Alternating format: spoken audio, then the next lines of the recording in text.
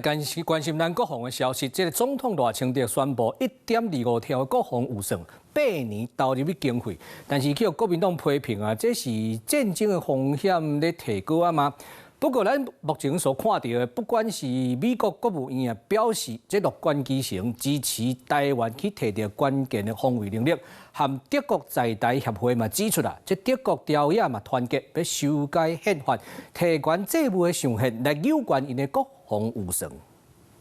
北京当局也以2027年完成武统台湾为目标，加速侵略台湾的军事准备。公开警示中国武力犯台风险，总统赖清德提出1条2500亿的国防特别预算，分8档拨经费。形塑了一个2027呢，中共会以武统台湾为目标。可是后来发现呢，这样子讲出去，可能会变成人心浮动。8年期间，前2年赶快的提升战备能力，后面6年能够达到全面嚇阻的实力。民众党嘛回应讲，赖清德嘅谈话偏离事实，认讲所推出的行动方案，恐惊是以国安的名义来扩张政府的权力，尤其包括回答将来台湾，敢会影响到外资的信心。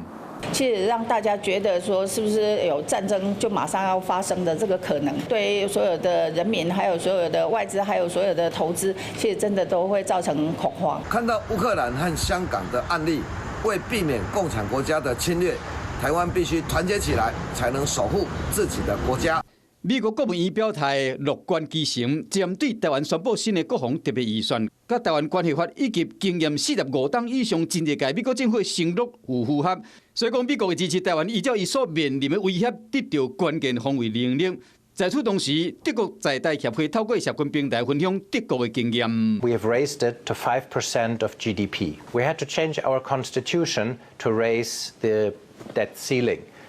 Government and opposition parties got together in Germany and put national interest before party politics and changed the constitution together. 各地民主同盟支持，显示台湾强化国防的韧性受到高度的重视。